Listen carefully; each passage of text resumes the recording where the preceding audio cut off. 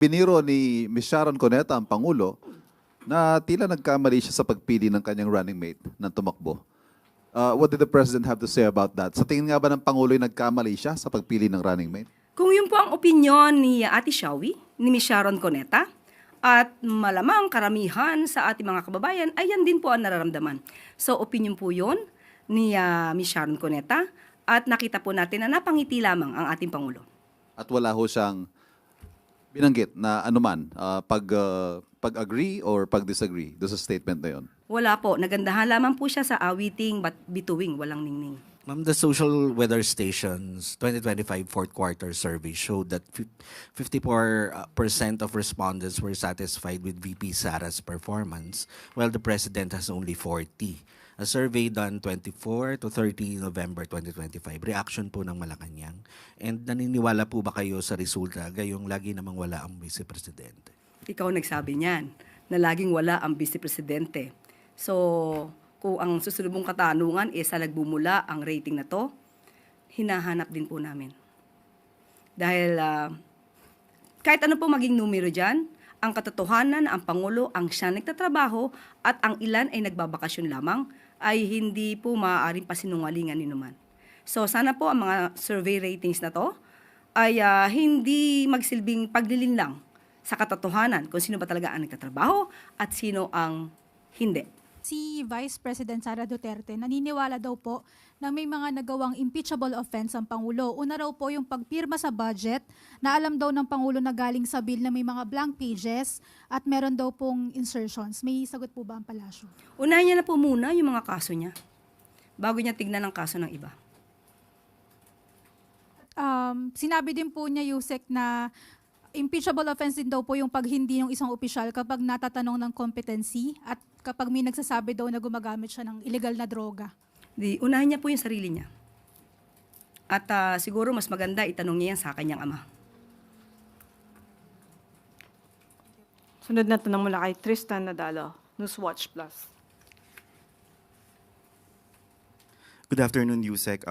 Same po galing po sa naging interview ni Vice President Sara Duterte. She recently expressed concerns about the state of our country. Ang sabi niya po when she was asked about her plans for 2028, hindi niya direktong masagot yon because meron pa daw bang Pilipinas na pag-uusapan sa taong 2028. Lubog tayo sa basura, sa korupsyon, lubog tayo, walang maipagmamalaking big development at baka magising na lang daw po isang araw na walang maayos na gobyerno at magulong bayan. Ano po ang pananaw ng palasyo dito sa ganitong klaseng assessment from the Vice President? Unang-una, masasabi natin ang Vice Presidente ay bulag. Di niya nakikita kung anong ginagawa ng Pangulo. Kanina lamang po ay kababanggit natin kung ano magandang proyekto ng Pangulo patungkol sa ating transportasyon, patungkol sa ating edukasyon. Nananatili siyang bulag dahil malamang ay hindi niya pinanonood or ayaw niyang panoorin kung ano nagaganap na katotohanan sa mga ginagawa ng Pangulo at ng administrasyon ngayon. Nakakalungkot lamang dahil yan ay galawang Duterte, showing the characteristics of an emotional vulture. Isang buitre. Nagpapanggap na concern sa kalagayan ng bansa when in fact, she admitted that she doesn't want to help the President in his projects for the country. Drama, pero walang gawa. Another question? Follow-up lang po. In response naman to your statement sa kanya noon nung tinanong po siya, tinanong po kayo about yung claim niya po about the senators, at the end of your statement, you said just tell it to the Marines. Ang sabi po ni Vice President Duterte that your earlier, yung statement niyo po ay hindi na dapat pinapakinggan at pinapansin dahil daw po buong mundo nakikinig sa statement niyo at nagdadala raw po kayo ng kahihiyan. Unang-una, meron ka pala, hindi ko pala nasagot yung sumunod mong tanong kung meron pa bang bansa, right? Meron pa ba tayong bayan sa 2028? Yun muna yung unahin natin. Ang kanyang sabi ay malamang wala nang maging bansa or Pilipinas sa 2028. Kung ang kanyang hula ay magkakatotoo, malamang mangyayari yan kung ang isang leader na iboboto sa 2028 ay isang Manchurian candidate. Isang puppet na isang bansa, kung saan maaaring ipamigay ang ating yaman, ang ating karapatan sa ibang bansa. Meron po na naging tugon dati, ang dating Pangulong Duterte, na maaari tayo or gawin tayong probinsya ng isang bansa. So, kung isang Manchurian candidate ang ating boboto, baka nga maging probinsya tayo ng isang bansa. Huwag naman po sana.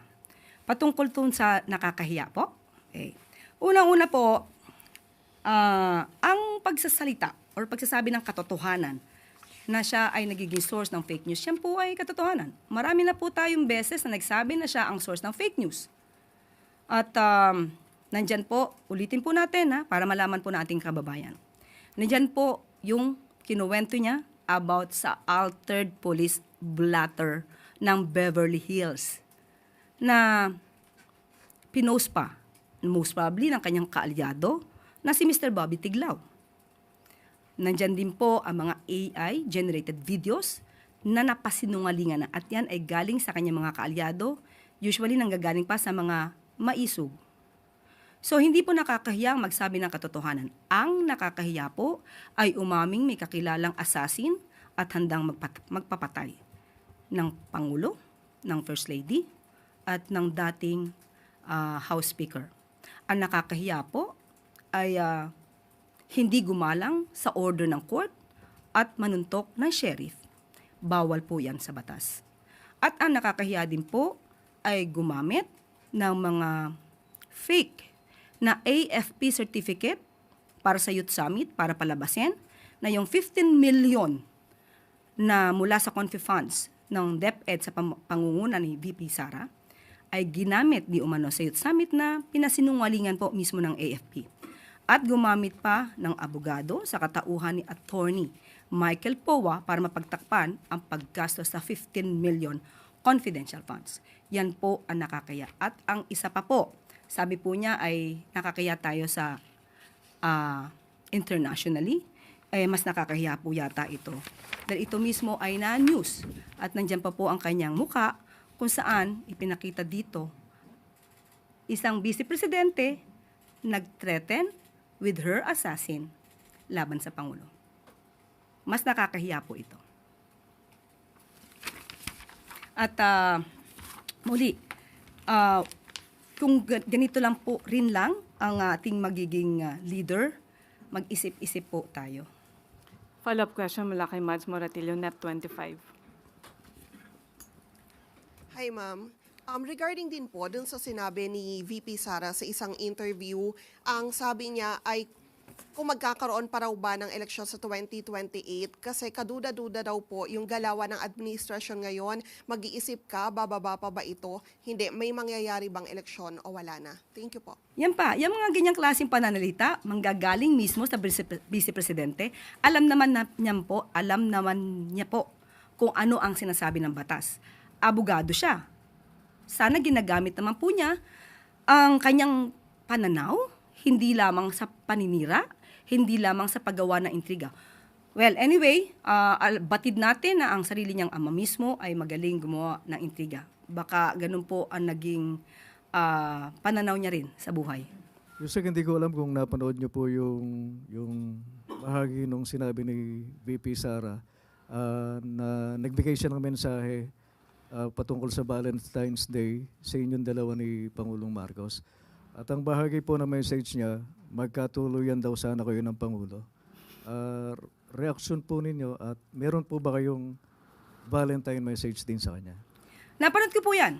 Dahil sa isang TV network ay tinranslate yung kanya sinabi sa lingwahe na Tagalog. So napanood po natin yan kung paano pa siya tumawa na may halong mali siya ang dating sa aking pananaw. So, ganito po bang leader tulad ni VP Sara ang dapat nating hangaan at dapat nating ilagay sa pedestal? Ang anumang salitang nagagaling sa kanya ay puro paninira, puro insinuation, puro ka-immoralidad. Ang Pangulo po ay mayroong pamilya, mapagmahal na asawa, mabuting ama. At ako rin po ay may pamilya. So sa isang tulad na ni Vice Presidente na magsasalita ng ganito, ito po ay napakababa bilang babae. At sa mga ganitong sitwasyon, yung kanya mga kaalyado na nagmamarunong sa communications at mga propagandista, isang hiling. Maaari niyo po bang turuan ang Vice Presidente sa kanyang communications? Bigyan niyo po ng Comms 101 para magkaroon naman ng konting, or rather, katiting na pagka-statesman. At ang aking message, Valentine message sa kanya, VP Sara, spread love. Not fake news, not immorality. Don't be a Chucky.